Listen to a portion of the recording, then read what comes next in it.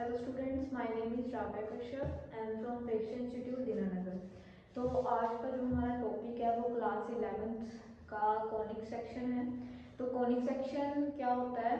Conic section का mainly मतलब होता है कि जब एक कॉन और एक प्लेन के बीच में जब कॉन और प्लेन इंटरसेक्ट करते हैं और जो कर्व फॉर्म होती है उसको हम कॉनिक सेक्शन बोलते हैं। ठीक है। सो कौन कौन सी कर्व हमारे पास, हम कौन कौन सी कर्व बारे पढ़ेंगे? वो हमारे पास है circle, parabola, hyperbola and ellipse. ये चार सेक्शंस में कॉनिक सेक्शन में हम ये चार टॉपिक पढ़ेंगे। ठीक है। जैसे आपके पास देखो कॉन और प्लेन के बीच में जैसे इंटरसेक्शन होती है, जिस एंगल के हिसाब से जो भी आपके पास कर्व बनती है, जैसे अगर आपका बीटा 90 डिग्री है, 90 डिग्री पे अगर आप प्लेन को रखते हो तो आपके पास सर्कल बनती है। ठीक है। जब आप प्लेन को, जैसे ये कोन है, कोन की ये हो जाएगी स्लैंट हाइट। जब आप प्लेन को स्लैंट हाइट के बिल्कुल पैरेलल रखते हो, ठीक है, जब अल्फा और बीटा इक्वल हो जाते हैं, देन आपके पास जो कर्व बनती है वो होती है पैराबोला बोलते हैं इसको। ठीक है। और अगर आप एंगल को 90 अल्फा और बीटा जो आपका 90 से छोटा हो, ठीक है, जैसे एंगल 90 से छोटा मतलब 45 पे या 60 पे हो आपका प्लेन, देन जो आपके पास कर्व बनती है वो होता है आपके पास एलिप्स। ठीक है। और उसके बाद बीटा और अल्फा जो है 0 या 0 से थोड़ा सा बड़ा हो, देन जो आपके पास हाइपर कर्व बनती है उसको बोलते हैं हाइपरबोला। ठीक है। तो मेनली कॉनिक सेक्शन का मतलब ही ये होता है कि एक कॉन और एक प्लेन के बीच में इंटरसेक्ट होके जो भी कर्व आपके पास फॉर्म होती है उसको हम कॉनिक सेक्शन बोलते हैं। तो मेनली जो फर्स्ट हम इसमें पढ़ेंगे वो है हम सर्कल के बारे में। ठीक है। तो फर्स्ट आपके पास सर्कल। ठीक है। फर्स्ट जो कॉनिक सेक्शन का जो पार्ट है वो आपका सर्कल है। तो सर्कल क्या होता है? आपने लोअर क्लासेस में पढ़ा होगा सर्कल के बारे में। ठीक है। तो ये आपका सर्कल है। तो सर्कल के लिए मेनली क्या चाहिए होता है? ठीक है। सर्कल में आपके पास एक होता है फिक्स पॉइंट। ठीक है, फिक्स पॉइंट जिसको हम बोलते हैं सेंटर ऑफ सर्कल। और एक होती है हमारे पास फिक्स्ड डिस्टेंस, सेंटर से लेकर सर्कल की बाउंड्री तक जो फिक्स डिस्टेंस है जिसको हम रेडियस बोलते हैं। ठीक है, यह रेडियस हो जाता है सर्कल का। तो सर्कल के बाउंड्री पे कोई भी पॉइंट P ले लो, ठीक है, जिसके कोऑर्डिनेट होंगे x y, और ये P पॉइंट आप इस बाउंड्री पे कहीं पे भी लोकेट करा दो। ये P पॉइंट आप यहाँ पे लोकेट करवा दो, यहाँ करवा दो, इसकी जो फिक्स्ड पॉइंट से जो डिस्टेंस है वो हमेशा सेम रहती है। ठीक है। तो मेनली सर P क्या है इसमें? P आपका लोकस पॉइंट हो जाएगा। तो लोकस क्या होता है? लोकस एक पॉइंट होता है जो इस तरह मतलब सर्कल के ऊपर लोकेट करता है और इस तरह से ये पॉइंट मूव करेगा सर्कल के ऊपर कि इसकी जो है फिक्स पॉइंट से जो डिस्टेंस है वो हमेशा सेम रहेगी। ठीक है। चाहे आप ये पॉइंट यहाँ पे लेके आ जाओ, चाहे आप ये पॉइंट यहाँ पे लोकेट कराओ, इसकी डिस्टेंस जब आप मेजर करोगे ना तो वो आपकी सेम, मतलब रेडियस जो है आपका सेम रहेगा। ठीक है। तो ये सब आपने लोअर क्लासेस में पढ़ा हुआ है। ठीक है। उसके बाद जैसे मान लो कि सेंटर के पॉइंट है मेरे पास ए बी, कुछ भी वेरिएबल ले सकते हैं हम। ठीक है। तो हम एच और के वेरिएबल ले लेते हैं।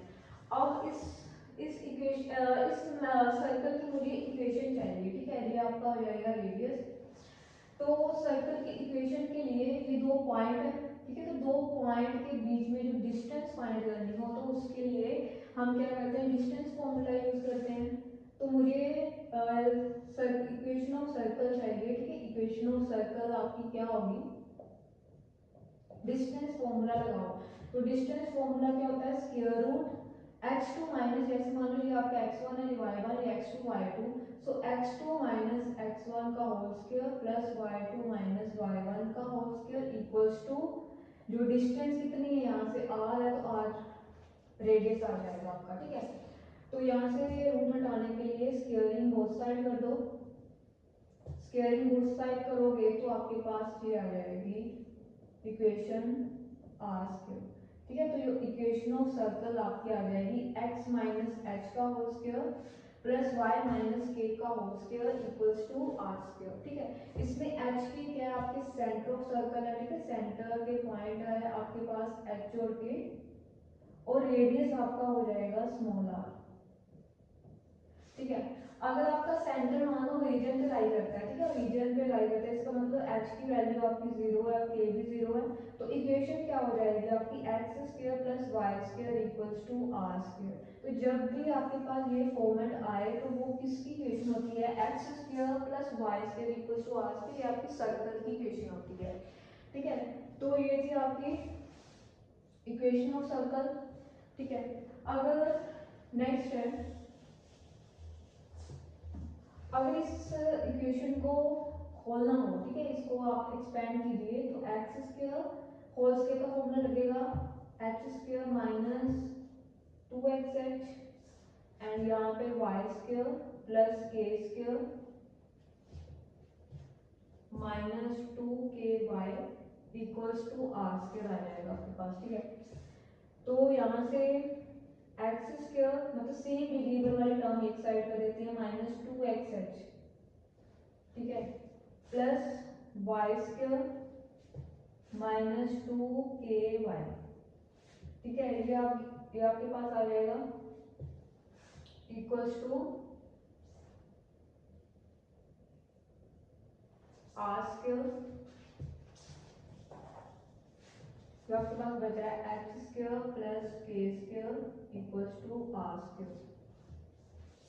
ठीक है, ये टर्म आपके पास बच जाएगी। तो यहाँ पे देखो x square plus h square minus 2xy plus Y square plus के square minus 2ky equals to are square. ठीक है, उसके बाद हम यहाँ पे कंप्लीट स्केलिंग मेथड लगाएंगे। ठीक है, तो कंप्लीट स्केलिंग मेथड आपका क्या होता है,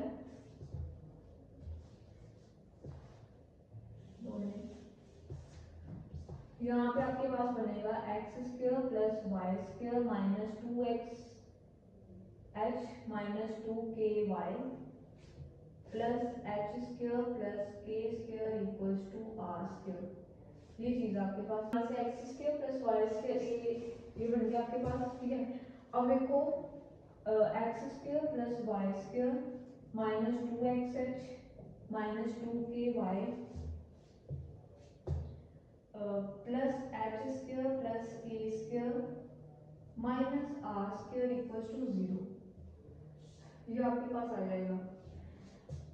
तो ये टर्म क्या है, एच के और आर, ये कांस्टेंट है ना, तो इसकी जगह पे हम सी लिख सकते हैं। ठीक है, सी लिखते हैं यहाँ पे, तो x square plus Y square minus 2xh minus 2ky equals to 0। अब देखो यहाँ पे हम पुट करेंगे माइनस एच को जैसे जी पुट कर दिया और माइनस के को हम पुट कर देंगे एफ। ठीक है, तो आपके पास जो फॉर्म बनेगी वो बनेगी X square plus Y square plus 2gx plus 2fy plus C equals to 0। तो अब ये जो फॉर्म बनी है ये आपकी बनी है स्टैंडर्ड फॉर्म ऑफ सर्कल। ठीक है, तो x square plus Y square plus 2gx plus 2fy plus C equals to 0, ये आपके पास स्टैंडर्ड फॉर्म बन जाएगी सर्कल की। ठीक है, अब देखो यहाँ से अगर मैंने सेंटर के पॉइंट देखने हो तो वो क्या होंगे, सेंटर पिछली क्वेश्चन में हमारे पास सेंटर क्या था, सेंटर था हमारे पास एच और के। ठीक है, तो यहाँ पे हमने एच को क्या लिया है, जी माइनस एच को जी पुट किया है और के को एफ माइनस के को एफ पुट किया, तो यहाँ से हमारे सेंटर चेंज हो जाएगा, सेंटर आपके पास आ जाएगा माइनस टी, एच की जगह पे आ जाएगा माइनस टी और के की जगह पे माइनस एफ, क्योंकि माइनस उधर चला जाएगा दूसरी साइड। तो सेंटर में आप अगर आपके पास ये फॉर्म गिवन है तो सेंटर निकालना ऐसे है। ठीक है, मतलब negative of half of coefficient X and negative of half of coefficient Y. ठीक है, तो इसको मैं ऐसे भी लिख सकते हैं minus half coefficient of X and minus half coefficient of Y. ठीक है, तो सेंटर निकालने का ये फॉर्म हो जाएगा। और अगर आपने रेडियस निकालना है जिसको हम आर से डिनोट करते हैं, तो यहाँ पे देखो हमने क्या किया, एच स्क्वायर प्लस के स्क्वायर माइनस आर स्क्वायर को क्या कांस्टेंट पुट किया ना, तो यहाँ से मैंने रेडियस की वैल्यू निकालनी है, तो आर्क के दूसरी साइड ले जाओ, तो ये पॉजिटिव हो जाएगा। तो स्क्वायर इधर आके स्क्वायर रूट बन जाता है, तो एच स्क्वायर प्लस के स्क्वायर माइनस सी, और एच और के हमारा क्या था, एच हमारा था माइनस डी और के या माइनस एफ। तो यहाँ पे पुट करोगे तो आपके पास आ जाएगा g square plus h square minus c. तो रेडियस निकालने का जो फॉर्म है वो आपकी ये हो जाएगी r equal to root g square plus h square minus c. ये आपके पास स्टैंडर्ड फॉर्म ऑफ सर्कल, ठीक है। तो आई होप आपको सर्कल के बारे में पता चल गया होगा, उसकी रेडियस के बारे में पता चल गया होगा, ठीक है। तो इसी को खोल के इसी को एक्सटेंड करके हमने ये इक्वेशन बनाई है, ये दोनों सेम ही चीज है, ठीक है। बस थोड़ा सा इसमें चेंजेस किया है, इक्वेशंस को थोड़ा सा मॉडिफाई किया, बाकी है सेम ही है इसमें, ठीक है। तो ये था आपके पास सर्कल की इक्वेशन क्या होती है, ठीक है। तो नेक्स्ट टॉपिक में हम सेकंड कॉनिक सेक्शन का जो सेकंड कर्व है उसके बारे में पढ़ेंगे, ठीक है। तो आज के लिए इतना ही। Thank you so much for watching the video. Thank you.